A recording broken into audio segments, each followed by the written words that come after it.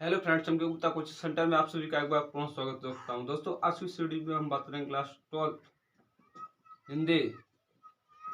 कुछ important question Hindi पद्यांश के, poetry के, और इन्हें संदर्भ से व्याख्या करेंगे, किस प्रकार से करेंगे और कौन कौन से इंपॉर्टेंट जो 12 में आते हैं और कौन से पाठ के हैं और इसे किस प्रकार से जानेंगे और किस प्रकार से इसका व्याख्या कर सकते हैं। तो ज़्यादा समय न लेते हुए दोस्तों मैं चलता हूँ अपने टॉपिक पे, अपने विषय पे कि हमें निम्नलिखित जैसा दिया है कि निम्न पद्यांशों का हमें व्याख्या और संदर्भ प्रसंग सभी करते हुए तो ज़्यादा समय लगेगा। तो सीधे समय सब्जेक्ट पर चलते हैं और देखते हैं कि कौन सा हमारा क्वेश्चन है। जैसे यहाँ पे देखिए, अब लिखा है कि नीचे लिखे पद्यांश का संदर्भ सहित व्याख्या कीजिए। यानी कि जो नीचे जो दिख रहे हैं 1 2 3 तीन थे, आपको दिया है पद्यांश का 3 और इनको कह रहा है कि नीचे लिखे पद्यांश का संदर्भ सहित व्याख्या कीजिए। इनके हमें क्या करना है, व्याख्या करना है और उनका संदर्भ सहित करना है। तो देखिए, चलिए पढ़ते हैं, एक बार पढ़ लेते हैं फिर इसका व्याख्या करेंगे, संदर्भ करेंगे। नील परिधान बेच सुकुमार, नील परिधान बेच सुकुमार, खोल रहा मृदुल अध खुला अंग। नील परिधान बेच सुकुमार, खोल रहा मृदुल अध खुला अंग। खिला हो ज्यों बिजली का फूल, मेघ बन बेच गुलाबी रंग। नील परिधान बेच सुकुमार, खुल रहा मृदुल अधुखला अंग। खिला हो ज्यों बिजली का फूल, मेघ बन बेच गुलाबी रंग। और दूसरा देखते हैं कि कौन हो तुम वसंत के दूत, कौन हो तुम वसंत के दूत, बीरस पतझड़ में अति सुकुमार। घन तिमिर में चपरा की रेख और तपन में शीतल मंद बयार। एक बार पुनः इसे रिपीट करते हैं कि कौन हो तुम वसंत के दूत, बीरस पतझड़ में अति सुकुमार। घन तिमिर में चपला की रेख, तमन में शीतल मंद बयार। और देखते हैं तीसरा क्या है कि दुख की पिछली रजनी बीच, दुख की पिछली रजनी बीच, विकसता सुख का नवल प्रभात, विकसता सुख का नवल प्रभात। एक पर्दा यह झिना नील, एक पर्दा यह झिना नील, छिपाए हैं जिसमें सुख का। फिर से रिपीट करते हैं। दुख की पिछली रजनी बीच, विकसता सुख का नवल प्रभात, एक पर्दा यह झिना नील, छिपाए हैं जिसमें सुख गात। तो आप अगर इंटर की किताब में अगर पढ़े होंगे, यानी आप अपने क्लास में अगर इसे पढ़े होंगे तो आप अवश्य इससे समझ गए होंगे कि ये किस चैप्टर का है, यानी किस पार्ट का, लेसन का है। तो हमें जैसा कि मालूम हो रहा है, यहाँ से देखिए कि नील परिधान बेच सुकुमार, खुल रहा मृदुल अधकुला अंग। खिला हो ज्यों बिजली का फूल, मेघ बन बेच गुलाबी रंग। इस श्रद्धा और मन पाठ से जहां तक रिलेटेड किया गया है। तो इसके लेखक कौन हो जाते हैं? श्रद्धा मन के हम अगर देखें तो श्री जयशंकर प्रसाद जी, जयशंकर प्रसाद जी जो कामायनी महाकाव्य के महान नायक हैं और महान लेखक भी हैं। और यहाँ पे इन्होंने जो शब्द लिखे हैं वेरी वेरी इंपॉर्टेंट है, इट इज वेरी इंपॉर्टेंट, और यही क्लास 12 में आता है और इम्पोर्टेंट है। तो इससे आप अच्छी प्रकार से समझें और देखते हैं कि कैसे इसकी संदर्भ व्याख्या किया जाता है।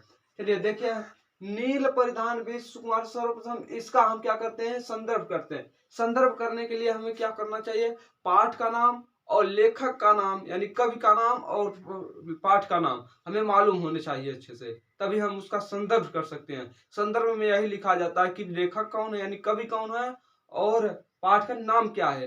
तो जैसा पाठ का नाम हमने जाना कि कामायनी महाकाव्य के किससे है, श्रद्धा और मनु पाठ से, और लेखक श्री जयशंकर प्रसाद जी।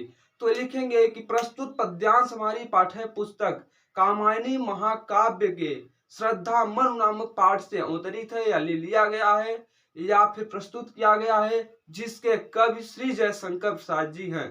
फिर से रिपीट करते हैं, प्रस्तुत पद्यांश हमारी पाठ्य पुस्तक हिंदी कामायनी के महान श्रद्धा मन पाठ से लिया गया है, जिसके कवि श्री जयशंकर प्रसाद जी हैं।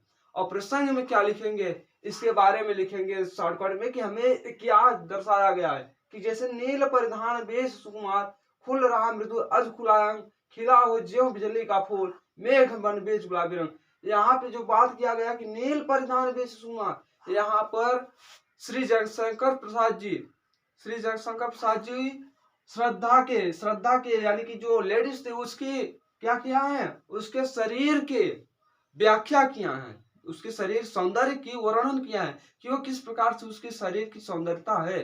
तो इस प्रकार आप लिख सकते हैं कि प्रस्तुत यानी प्रसंग में लिख सकते हैं कि प्रस्तुत पद्यांश में श्री जयशंकर प्रसाद जी श्रद्धा के चरित्र रूपी वर्णन, सौंदर्य रूपी चरित्र का वर्णन किया है। और व्याख्या में आप लिखेंगे कि नील परिधान बीच सुकुमार, नील यानी नील रूपी परिधान बीच में और सुकुमार यानी एकदम कोमल, एकदम मुलायम, क्या हो कि खुल रहा मृदुल अधुकलांग, जो श्रद्धा के छोटे छोटे क्या दिख रहे हो, यानी कि जब वे वस्त्र विहीन हो, थोड़ा खुला हो तो खुल रहा मृदुल अधुकलांग, यानी कि जो उनका थोड़ा हट के कपड़ा था तो जब खुला रहा तो वह खुला अधकुला अंग है, तो खिला हो ज्यों बिजली का फूल, जिस प्रकार से बिजली का फूल खिल रहा हो, बिजली का फूल खिल रहा है, इतनी मतलब कि उसकी मुस्कुराहट है कि खिल रही हो जैसे बिजली, यानी कि जो चमकती बिजली आकाश की होती है, इस प्रकार से वर्णन किए हैं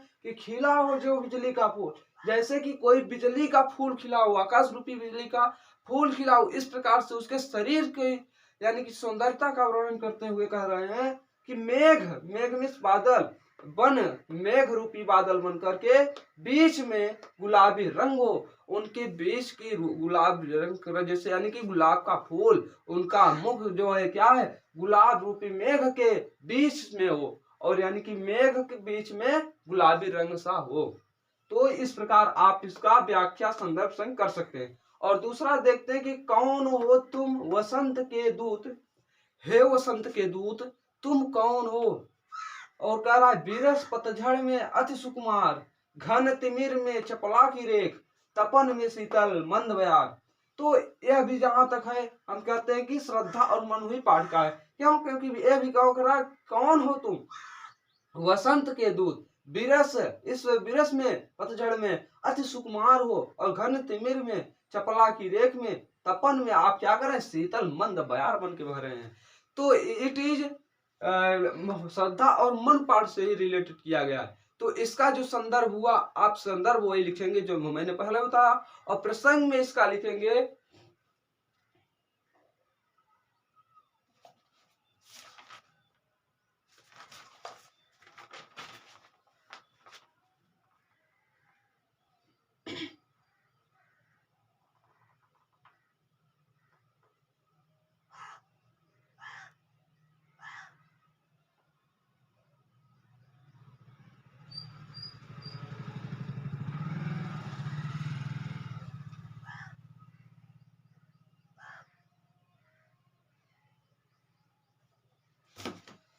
इसमें श्री जयशंकर प्रसाद जी कह रहे हैं कि हमारे इस वसंत के दूत, यानी कि तुम कौन वसंत के दूत, बीरस पतझड़ में, हमारे इस बीरस रूपी पतझड़ में, पीरस जिसमें रस ना हो, और पतझड़ यानी कि एकदम उजड़ा हुआ, अति सुकुमार, आप इतने सुकुमार कौन है, घन तिमिर में चपला की रेख, इस हमारे घन यानी अंधकार में, तिमिर में अंधकार रूप में आप चपला यानी बिजली की तरह, तपन में हमारे तपन के रूप समय में आप शीतल मंद बयार, यानी कि मंद मंद हवाएं, अच्छी सी हवाएं बनकर आप कौन है इस प्रकार से चल रहे हैं। तो इस प्रकार प्रसंग में वर्णन कर रहे हैं उसके कौन, यानी कि श्री जयशंकर प्रसाद जी ने।